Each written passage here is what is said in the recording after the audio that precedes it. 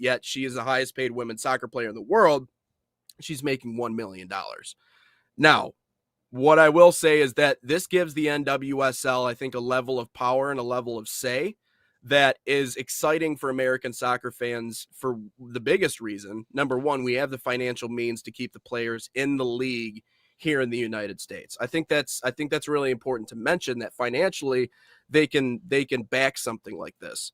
But I just hope that someday, one day, we can get to a point to where $1 million a year, even if it is a women's sport and it's women's soccer and NWSL, even in the WNBA, I know they've made a lot about, equal pay and all this other stuff, but hopefully we can get to a point in our world and in the sports society where $1 million a year for a women's soccer player is not groundbreaking stuff. It's just interesting because I read that, and it's obviously it's cool to celebrate, and she's worth every single dollar, but man, it just nowadays, Ryan, for some reason, when I see $1 million a year, it just doesn't strike me as like, oh, okay, that's a lot of money. At least not for athletes. Like for me, obviously, that would be a ton of money. For you, that would be a ton of money. For any of us, yeah. 18-year-olds get $4 million before they even take a snap. Exactly. Before they even play one down.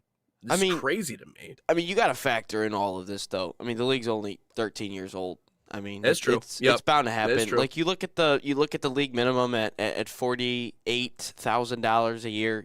On average, it's $117,000 a year. That minimum is supposed to rise supposedly by $82,000 by 2030. I mean, look, it's we all understand the whole. I mean, Sophia Smith is over $500,000 like a year. That's still impressive. I mean, look, we have to look at it as it's in terms. You got to factor in everything when it comes to paying somebody X amount of dollars and in a league. It's the views. It's all the jersey sales. It's all the advertisement deals. I'm not saying that these players aren't talented or they're not the best at in their sport in the world. Not saying that at all. But in order to we talk about all the equal pay stuff. I mean, congrats to Trinity Rodman. I know the numbers are only going to go up for her and in the NWSL and all for U.S. women's national team players. I mean, you got to eventually start bringing in an audience week in, week out. You got to continue to grow the league. I mean, $1 million within 13 years of the league, again, it's still impressive. I mean, these athletes are super impressive in what they do on the world stage as well, with winning a gold medal. And I saw an interview with Emma Hayes the other day on the Tim Howard, Landon Donovan podcast. We might talk about that next week because she said some good things about the U.S. game. But no, it's eventually you're going to have to grow the league a little bit in terms of the views and all that fun stuff. But back to the other part of what I wanted to get into about the league vetoing it originally. Jessica Berman, the vetoing it. It just feels like Chris Paul to the Lakers all over again with David Stern. But to say, like, you have a superstar, obviously, in your league. We talked about already that this is a newer league, I guess you could say, 13 years in. And to veto your superstar of having an extension like this, I think is a bad look at the moment because you have to keep these superstars in your league. We talked about if the NWSL is the best league in the world. It is currently statistically in terms of the teams that are in it. It is the best league in the world. But let's not kid ourselves that the rest of the world has some good leagues as well. And if you want to grow your league, if you want to continue to have all these players continue to make more and more money, you need your superstars in your leagues. Like look at the NBA, the NFL, the NHL, the MLB. Where are the best players in the world playing? They're playing in that league. Why was the SEC regarded as one of the best football conferences in the country? Because the best football players played for Alabama, played for LSU, played for Georgia. Now look at the Big Ten; it's a completely different story. But you have to keep your superstars in one spot if you want to grow the league. And I just think vetoing a contract extension for the most amount of money of any soccer player in the world, it's not the best of looks. But again, she gets it done anyway. It took a little bit longer. I'm sure some of the Washington Spirit fans were a little bit upset. I thought that the contract announcement of the re-signing was awesome. Nate, I know you're kind of new to the soccer scene. But in terms of transfer announcements, like new signings and contract extensions, soccer does it the best because you do not get this anywhere else in the world in terms of sports.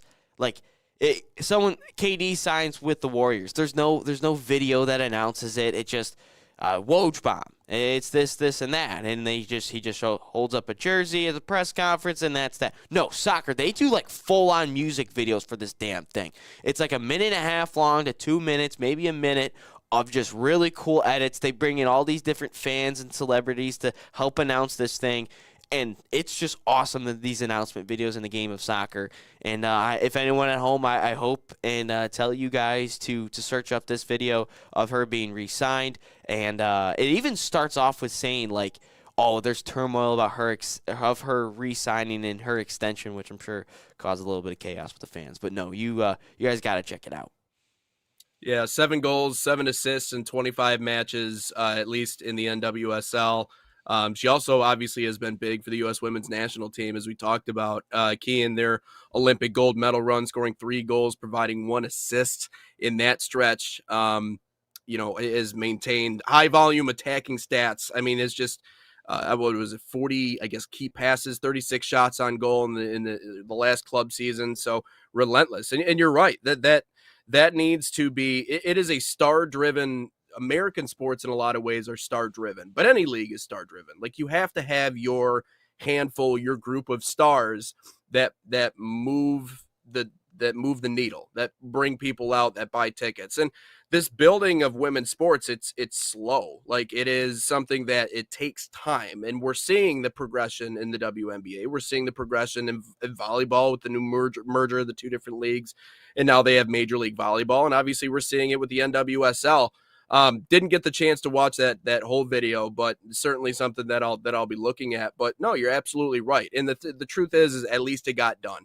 My guess is that there was something in that contract, there was something in that agreement that maybe the dignitaries, front office people did not necessarily agree with, but at the end of the day, they did get it done. So hopefully that doesn't come back to bite them. But yeah, it is more of a show, isn't it? Like, that is something that I certainly see. The thing that I find entertaining is that now I feel like a lot of athletes won't know that they're getting traded until they see it on social media. In a lot of Yeah. other leagues in the United States, like, that's how it is. Like, you're just kind of sitting around and then it's done. So yeah, definitely different in the soccer space than it is maybe in some other major American sports. But congratulations to Trinity Rodman. The NWSL continues to move the needle forward. And obviously we'll be talking a lot more about the women's side as we move forward, because right after the 26 World Cup is the 27 World Cup, and the women's team looking to get back and win gold under Emma Hayes, who's just doing lights out work with the U.S. women's national team.